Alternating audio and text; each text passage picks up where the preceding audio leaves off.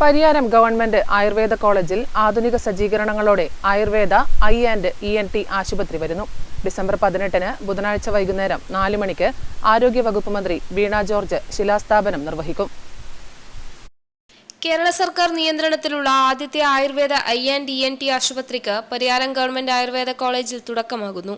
രാജ്യത്തിനകത്തും പുറത്തുമുള്ള നിരവധി രോഗികൾക്ക് കണ്ണ്, ചെവി, മൂക്ക്, തൊണ്ട, തല എന്നീ ഭാഗങ്ങളിൽ ഉണ്ടാകുന്ന അസുഖങ്ങളിൽ ആശുപത്രിയിൽ നിലവിൽ നൽകിവരുന്ന മികച്ച സേവനം മുൻനിർത്തിയാണ് സർക്കാർ ഈ പദ്ധതി ഇവിടെ ആരംഭിക്കാൻ തീരുമാനിച്ചത്. നാഷണൽ ആയുഷ് മിഷന്റെ പ്ലാനിന്റെ 2.5 കോടി രൂപ പദ്ധതിക്കായി അനുവദിച്ചിട്ടുണ്ട്. ഓരോ വിഭാഗത്തിലുമുള്ള രോഗികളെ പരിശോധിക്കാനുള്ള പ്രത്യേക മുറികൾ, കാത്തിരിപ്പ് ഹാൾ, സ്റ്റോർ, ഫാർമസി, കണ്ണട വിഭാഗം, ലിഫ്റ്റ്, ഓപ്പറേഷൻ തിയേറ്റർ തുടങ്ങിയ സൗകര്യങ്ങളുള്ള 3 നില കെട്ടിടമാണ് ഒരുങ്ങുക. പരിശോധനകൾക്ക് അത്യാധുനിക ഉപകരണങ്ങളും ലഭ്യമാക്കും. 7216 സ്ക്വയർ ഫീറ്റ് വിസ്തീർണത്തിലുള്ള ആശുപത്രി കെട്ടിടത്തിന്റെ നിർമ്മാണം HLL ലൈഫ് കെയർ ലിമിറ്റഡ് ആണ് ഏറ്റെടുത്തിരിക്കുന്നത്.